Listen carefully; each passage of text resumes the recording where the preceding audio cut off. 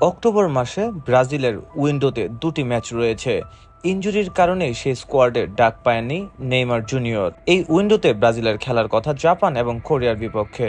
এই দুই আন্তর্জাতিক প্রীতি ম্যাচকে সামনে রেখে গত কিছুদিন আগেই 26 সদস্যের চূড়ান্ত স্কোয়াড ঘোষণা করেছিল ব্রাজিলের কোচ কার্লো আনচেলত্তি। সেখানটায় নেইমারকে রাখেননি কোচ কার্লো আনচেলত্তি। দলটিতে ইতালিয়ান এই কোচ যোগ দেওয়ার পর এখন পর্যন্ত নেইমারকে ডাকেননি তিনি।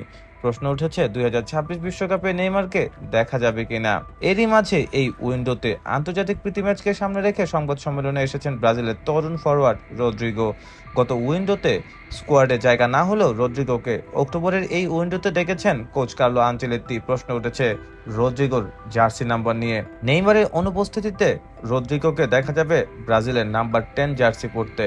প্রশ্ন করা হয়েছিল এই জার্সি কি তাকে স্থায়ীভাবে দেওয়া হয়েছে। সেই প্রশ্নের উত্তরে রদ্রিগো জানিয়েছেন শুধুমাত্র ইনজুরির কারণে নেইমার দলের বাইরে থাকায় এই জার্সি পরছেন তিনি। নেইমার ফিরে আসলে আইকনিক এই নাম্বার 10 জার্সি নেইমারকে ফিরিয়ে দিবেন তিনি।